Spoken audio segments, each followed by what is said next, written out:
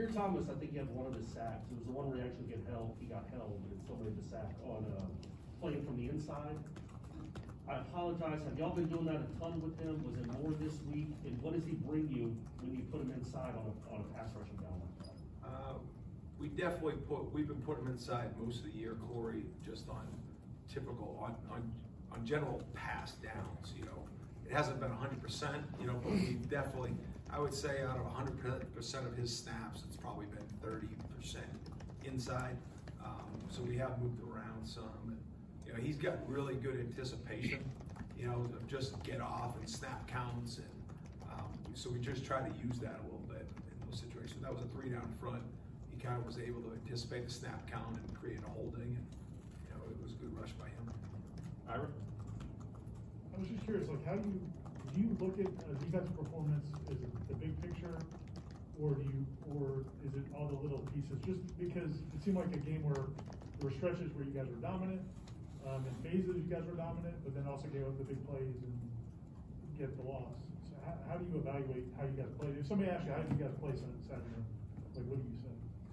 Not good enough to win. You know, it's always like whatever. You know, we got to win the game 14-13. You know, that's the end of the day of trying to how you break it down for them.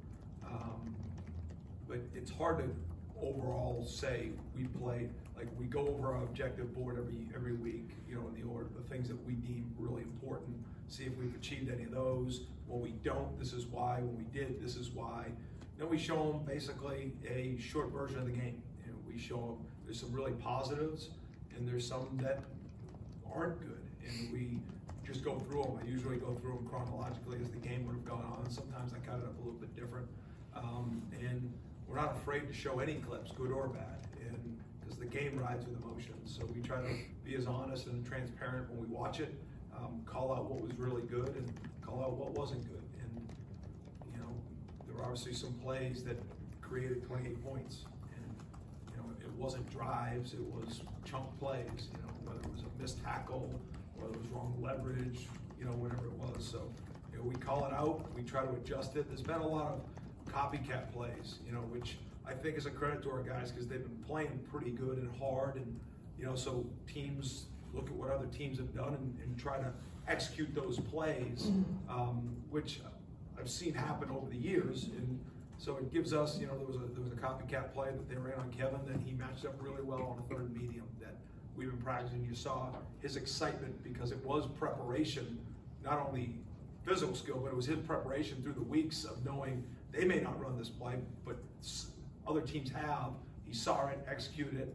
We just got to do that more consistently with everybody. Aslan? Coach, when it is something as fundamental as tackling that's an issue, is it for you as a competitor? Is one of those things where it's like, hey, it's a fundamental. We work on this. We can get this fixed easily, or is it, man, it's week 11. Why is this not sticking with our guy? Yeah, I mean, tackling is. Sometimes it's physical, sometimes it's want to, sometimes it's technique, sometimes it's talent. You know, there's a bunch of attributes to it. What we'll coach is the effort, the intent, the technique, and then it's our job to put guys out there that can make the plays. And we're constantly trying to evaluate how we're coaching it and who we're coaching. And at the end of the day, you know, there's going to be one-on-one plays out there. On defense, you're trying to make it 2-on-1 as much as you can, but there's going to be one-on-one plays. And you try to educate them the angles, the effort, the technique, the finish, but unfortunately some of those missed tackles showed up and they went for big chunk plays, and you know, for us to win that game, that can't happen. So, you know, disappointed that it did, trying to get it fixed every single moment, and you know, just wish we could have had a few of them back. And, you know, I thought the backside of plays for the most part, our guys hustled, because usually you can overcome some missed tackles with good pursuit, good angles. Sometimes when it's a DB missing a tackle, it's because there's a lot of space. And even the best pursuit comes down to taking up all that space. And unfortunately that happened 4 times Saturday. Chris, Frontline? What are the challenges Miami's offense presents, and what has Van Dyke brought to them in his early career there? He's playing with a lot of confidence. You know, usually success has to breed confidence. It looked like his confidence breeded the success. He feels really confident in what they're asking him to do. I mean, they keep it pretty clean for him with similar formations, and you just they spread things across the field, so they're pretty clean for him. He's got a real live arm. He's big. He's got a back that can create some plays for them as well, which always helps out a quarterback. And they've been winning on the outside. So I think it's no secret that he's offered a big spark to that football program.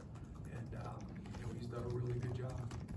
I haven't seen a lot of their games yet, but Rambo obviously has had a lot of success, especially since it's changed. Do they use him in different ways? How do they get him? He's an outside receiver.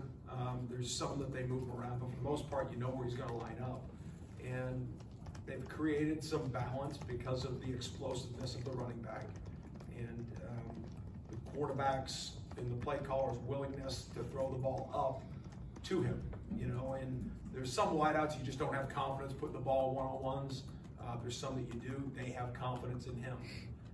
He's extremely athletic around the ball, and he's made a lot of the one-on-one plays, and the quarterback's done a nice job of putting it where he can make a play. But they've created explosives, and a lot more than people have stopped over the last couple of weeks. I mean, this is a team that's on a roll offensively, and they've done a really nice job, especially with the quarterback and him. Their relationship that's showing up statistically is really glaring right now. Gordon? Adam, when you're going over those clips and one of those kind of ugly missed tackles happens, are you getting the response from not only the player that had the missed tackle, but maybe his teammates? Because you always hear from coaches about how accountability within a team is where they're starting to buy in and grow. And not saying that you want to get angry with a teammate, but there can be some of that too. And is there that accountability that you're looking for within the team when a play like that happens? Yeah, Corey, part of our growth this year is you do feel that. You feel it in practice, you feel it on the sidelines, like frustration, but also, anger and, hey, listen, that's like a not acceptable type thing. And when people say it, there's less rolling of eyes and looking the other way and more of making eye contact and feeling like you let your teammates down. And that's the typical approach, when you fail, as a coordinator, you want to admit it and you feel like you let them down. When they don't make the play, I mean, that's the response that you're looking for, not because you want people to be shamed, but because you want the acceptance of failure so that you can, because until you admit that you made a mistake, it's hard to get better. Whether that's schematically or whether it's just missing a dang tackle on the perimeter.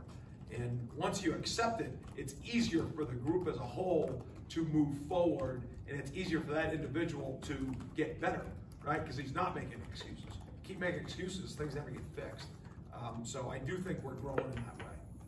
Ira? Was there miscommunication on the first deep pass? Miscommunication a little bit. Sometimes pass fits are, play action, and, they set up a play. It's a play that we saw against Louisville. And, the safety bit a little bit more. There was a high-low concept, but we got to be in a better position, at the very least get the thing on the ground. So I don't want to say it was a miscommunication, but we could have been in a much better position with two players. Ira? With Jarvis being from down there, he's obviously an emotional player. When you have a situation like this, do you watch that? Do you pay closer attention to how a guy is emotionally?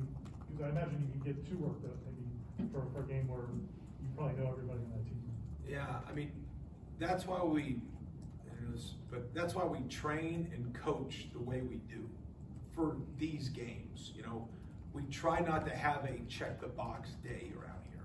And what does that mean? Like during walkthroughs, we're trying to challenge our guys and not make them uncomfortable, but put them on edge. Because at the end of the day, I'm constantly saying to our coaches and individual, make it real. Don't go through the motions, because never on a Saturday, especially in a game of this magnitude, you always get a little heightened sense of how you're trying to go about your business. And so we're constantly trying to create that in meetings, in walkthroughs, in practice, in pregame, just so our guys have a sense of operating at that level, because it's hard to create that atmosphere. You only get to play 12 guaranteed games a year, and you always have a higher emotion when the game gets kicked off, no matter who you're playing, but especially when you come down to an in-state rival like this game. So, we like to say that we're trained for these moments because of how we operate day to day, and that'll be for sure true this week. Corey? Adam, he's played well in the slot this year. Do you envision Kevin Knowles just being a slot corner? Do you see him as he progresses, maybe going outside? Yeah. Do you think about that right now in the middle of the season? You know, we're always thinking about recruiting, you know what I mean? Like, we never not. So when you think about recruiting, you are always thinking about your current roster, right? Because you're trying to fill positions and needs. You don't have unlimited scholarships. So Kevin's practice corner, you know, like, he hasn't gone out there much this year because of we used him in the slot more. So I don't want to say he'll never play corner and that he's just the nickel moving forward all the time. But I definitely feel comfortable with him there, you know, but I'm not going to shut off. Like, I think you're doing a player injustice when he feels really comfortable with work and he thrives upon it. I think it's our job to develop them in other ways. I think that's our job. You know, it's not just to make sure he's really good now, it's making sure he's getting better in the future. And I think ways to do that is to involve him in other concepts other than just what he's doing, because I do think it helps in their overall development. So, I mean, Kevin will end up playing corner here as well. Just right now, going into this week, you know, he plays nickel, and that's where he's lined up most of the year. Go to Aslan for the last question. Look, every goal of every defense is to first and foremost to stop the run, and you guys have done a really good job of that. But it seems like Miami is just totally relying on their passing game right now. So when it comes to strength on strength sort of stuff, is it, I don't know, I mean, is it a comfort to know what they're going to be throwing at you guys, mainly what you guys have to do to win this football game? A little bit. I mean, I still think they'll, you know, they're not going to line up and throw the ball 70 times. You know, there will be handoff runs, and I think their running backs, maybe their most explosive player. If there's space, he'll go score. You know, and now the touches and the targets and whatever that all is, number-wise, and obviously they're throwing the ball in that, and that's where the statistics lie.